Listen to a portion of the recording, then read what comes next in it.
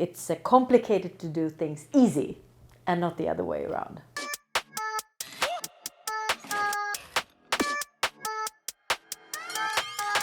Maybe that's why many leadership teams hesitate to work on salaries in a structured way, because it is difficult and it's difficult to explain. And also many managers feel that the salary talk that you have every year with your employee, it's the hardest talk of the year. It's so uncomfortable, and they know they're going to have a really upset employee. So what we did at Absolut, and I've done it in other companies as well, is actually at the salary review period to offer education and difficult conversations.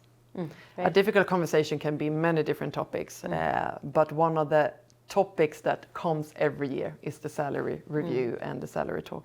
Everybody gets the same because they don't want to get into the conversations, and that's even worse. That's really unfair. Who done really efforts to get a higher level or salary, I get the same as everybody else because my manager can't take that discussion. That's really bad.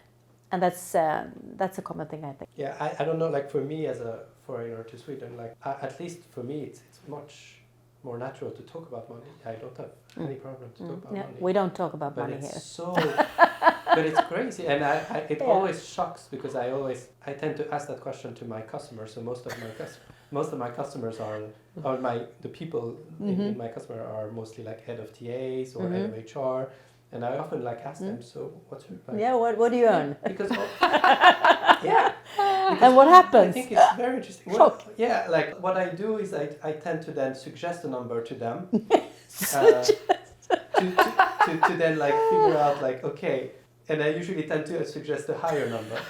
So I say I'm sure with your position you must be making 120,000 a month or something like that. And they go, no, that's not. No, we don't speak about money here. I think it's not that difficult actually, because in my work, I always speak about what people earn. That's one of the topics when you do recruitment. I mean, you speak about how much you earn.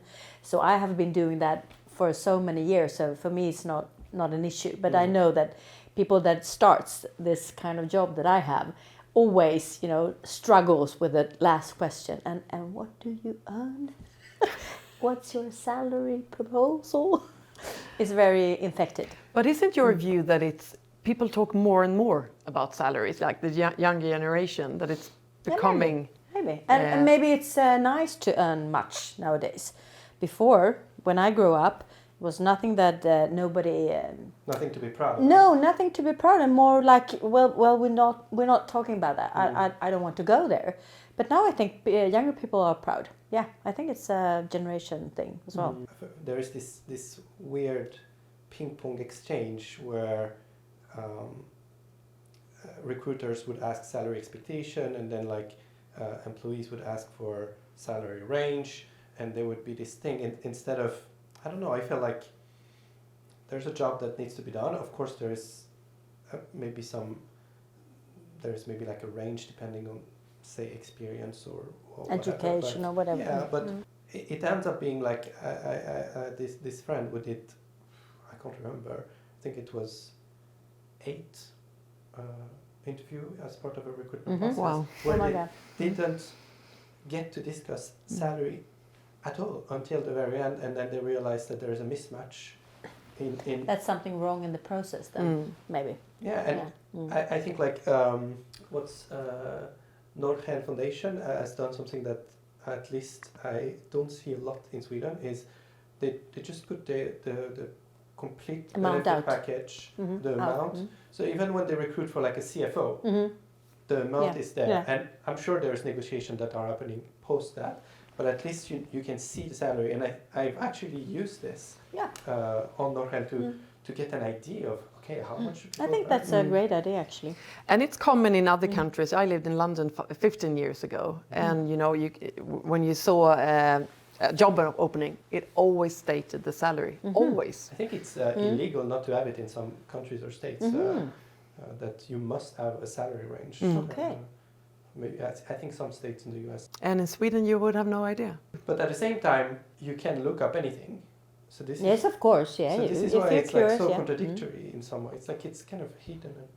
But I think that's what's happening now in the society, and that's what we saw in the Absolut company, that our employees, they spoke to each other, they knew each other's salaries, and they were very open to each other. But they didn't know that they didn't have the whole truth, so they might have asked like 2 or 3 colleagues, what salary do you have?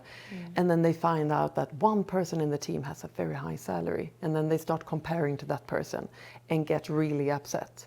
And that's why we chose to really make the process more transparent, to make sure that each employee could feel comfortable with how their salary developed and how it was set and so on. So it's fair, really fair. Yeah, I think fairness is the key word here. Not that you have the right salary, but you have a fair salary. You understand how it compares to the market, how And it you know what compares to to other do employees. if you want to hire it or you want to gain more. That's and that is based on performance. And if you don't agree with your performance or the way you evaluated on that performance, that's the question, and that's what you should discuss, not your salary. You should discuss the performance. Yes.